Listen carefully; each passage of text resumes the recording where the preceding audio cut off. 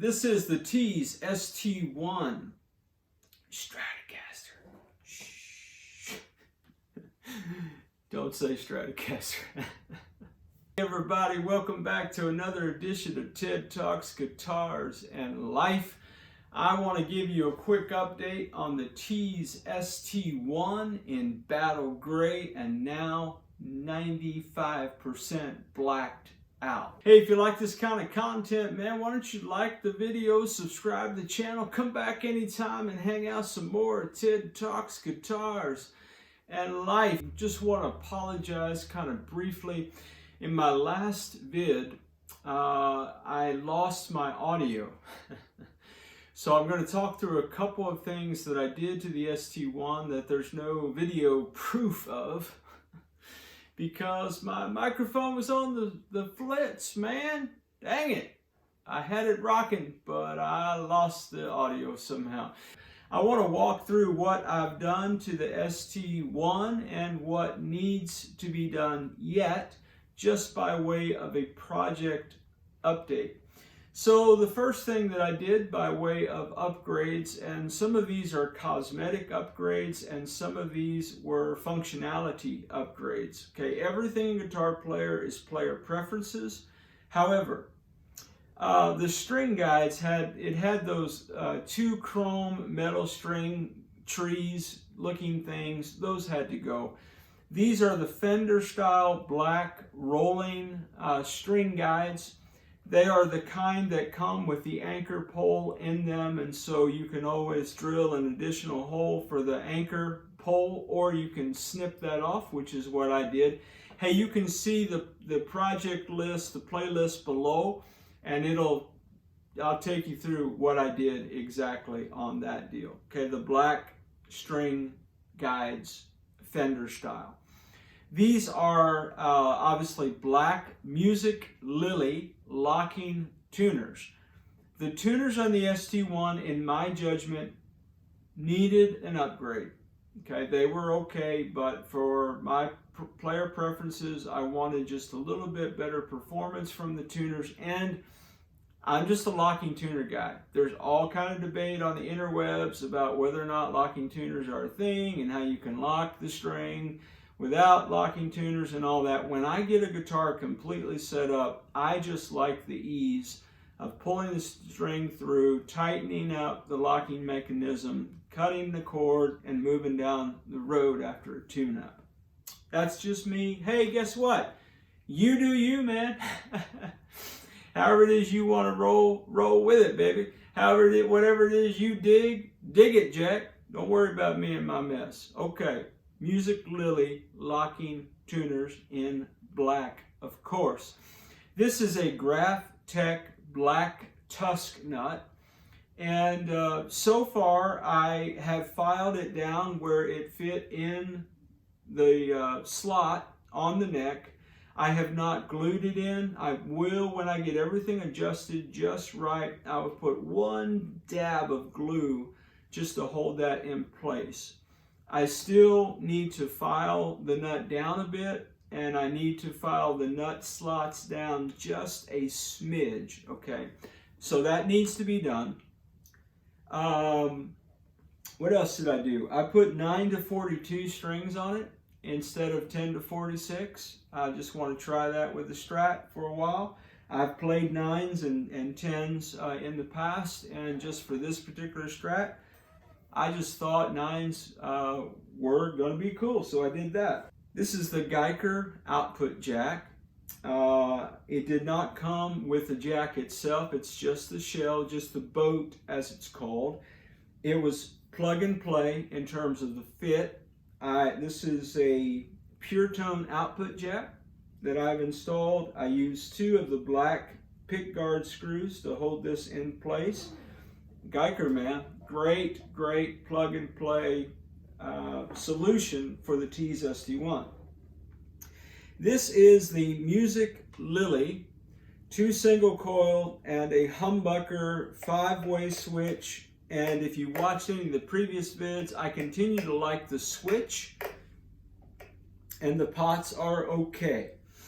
So far so good on that deal. okay? And I'll do some playing samples and all that down the road. I just want to walk you through.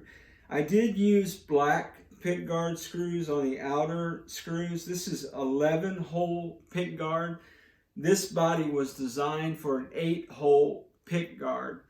And actually in my last video, I said 11-hole when I meant 8-hole, and 8-hole when I meant 11-hole. So, hey, if you've been on the channel, you know, man, I don't edit my mistakes. I just roll with it. Okay, so I do reduce the video only for time. So I cut out, you know, portions that I think are unnecessary to getting my point across. Okay, Musiclily. So what I had to do, I had to drill 11, this is an 8-hole body. I had to drill 5 holes, okay? I had to drill holes where there was no hole in the body for a particular hole, and I had to re-drill a couple of the holes that were just off, okay? Now, in the part of the video that I lost, I did lose some footage. My audio got sideways on me, and I'm sorry. I wish I could show it to you. If I was sophisticated enough to show you the video and talk over it, I would do that. But hey, you've been on the channel, you know. Ted can't do that. So, yeah. So anyway, so I had to drill some holes. And in the footage that I lost, I said, if you've never done that before, if you've never drilled a hole through a finished guitar, please be careful. So what I did is I put painter's tape in the area where the screw hole was going to go. I affixed the pickguard. I began with like a thumbtack, kind of a pin, just to get a marker on the painter's tape. And then I used a very fine drill bit first. I measured it according to the length of the screw minus the pickguard itself. And I drilled the entry holes, okay? Kind of a pilot hole. And then I moved up a drill bit and so on and so forth. Okay, now, even with doing all of that as carefully as I could, I still have some cracking around the holes. So just be aware, if you're going to drill holes in the finished body, you may get some cracking around the holes. Okay, now, for this particular loaded pickguard, what I had to do is I did have to drill some holes. Now, I didn't have to. I could have just not put screws where there weren't holes and just kind of lived with that and put some kind of black marker or something there so it wasn't obvious that there weren't screws. But man, hey, this is Ted Talks Guitars and Life, where we learn as we go, Jack. So I just drilled the holes straight up. All right. The second thing I had to do to the loaded pickguard, one was drill new holes. Two, I did have to Dremel the pickguard so that it was not impeding the neck pocket. There was a little bit of a hangover, a little bit of a lip after I had everything situated. And so I took a Dremel with like a sandpaper attachment to it, and I just Dremeled that flat to the neck pocket, and life is good. Got the neck in this bad boy. I did upgrade the string. Nope. Back up, Smitty. I did upgrade the strap locks to black. Since I was blacking it out, I wanted to black everything out. This is the Musiclily 52 mil bridge. And it was plug and play for the ST1. Thumbs up on that deal. It's the only weird thing about it is that under the saddles there are 3 chrome screws. Hey, Musiclily, if you're listening, and why would you be? But if you are, hey, if you're going to sell a black bridge, make sure all the screws are black. Just a little bit of free advice from a person that you don't care anything about. Okay, there you go. I did on the bridge, I did oil all of the screws, and they just looked, the package had never been opened, at least from my judgment, it had never been opened. But the screws just kind of looked old and dingy, so I just took some oil and lubed everything down. Life is good on that deal. All right, so on the back, we've got a couple of challenges. One challenge is that I have a white trim cover. Mike, I have a white trim cover. because the black one is on order, but it's due in maybe late this coming week. So I put this on so that the ground wire wouldn't fall out while I was messing around. And this is the black Musiclily neck plate, and I've kind of messed my guitar up. I hate to say it. Okay, now put it in the comments why you think this is the case, and I'm going to try to figure out how to show this to you. Let me talk through it first.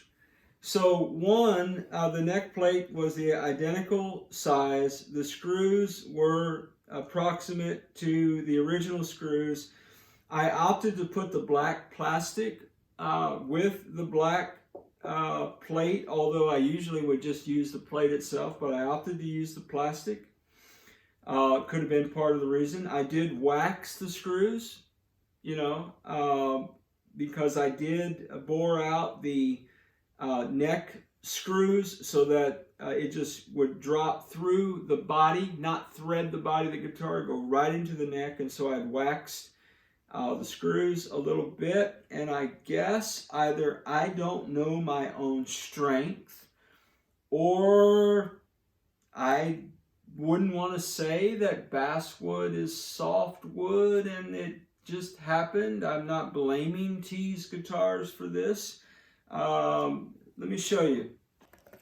So can you see where the indentation right here? So I have cracked the finish around the neck plate. Now guys, I have put guitar necks on guitars. Oh, this past year, I've probably taken guitar necks off and put them back on. I'm just gonna guess and say 25 times. And that's probably being economic. Probably way more than 25 times. For some reason, last night when I put this together, I just screwed this neck onto this neck plate, and I looked down, and that happened. So I noticed, I was watching one of the vids today from some of the recent posts, just to make sure I had sound on everything before I uploaded it, obviously, and edit out the foolishness as if, right? And one of the things I noticed was that you can see in one of the places where I had the guitar disassembled that there was a little bit of a indentation where that corner is. Again, I'm not blaming Tease Guitars. I'm not saying it's the guitar's problem. I'm not even saying it's a basswood problem. I'm saying this has never happened to me before. I don't know why it happened. I don't know if it's because I used wax. I don't know if I got overzealous with my very long screwdriver. Hey, did you catch the very long screwdriver story? It's a great story, man. Check it out if you haven't. Anyway, guys, I cracked the finish, plain and simple.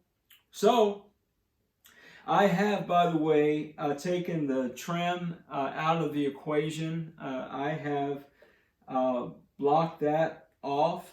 I did that by tightening the claw as close to the body, probably like, I don't know, man, a centimeter from the body inside, so the strings are very taut, holding my neck in place. So that's where we are in the project to date. So from here, it's really just a matter of setting things up. You know, I don't know why this thing happened with the neck, but it happened. So there it is. I may or may not have to put a shim in the guitar to keep my action where I want it to be. So that's what remains to be done. So next on the project list, I need to dial in the truss rod. I've had the guitar neck off. I've swapped it came with 10 to 46s. I've gone to 9 to 42s. So all that affects truss rod. So I will look at the truss rod, and then I will dial in. and I will adjust my action accordingly. And again, it remains to be seen whether or not I need a shim. Right now, I've got the action is still really high. My saddles are about at half mass. I don't think I can take those higher and the guitar really be enjoyable to play for me. So I'm probably looking at a shim. Well, guys, I just wanted to give you, believe it or not, this is a quick update for Ted. Well, it's Ted Talks, keyword, anyway. So that's a quick update on the Tease ST1. She's a thing of beauty. There's no doubt she was pretty before. She'll be prettier when I get a black trem cover. And assuming the guitar doesn't break in half, because I've jacked this up back here, and it already had a couple cracks in the neck pocket anyway, so I don't know, man. I don't know what's going on there, but that's the update on the Tease ST1. It continues to be a journey. Hey, speaking of journeys, wherever you are on your guitar journey, man, I pray it's a long, smooth, safe, joy-filled ride for you, Jack. Rock on with your bad selves, everybody. Catch you down the road. Why am I thumbs upping? That's not a thing.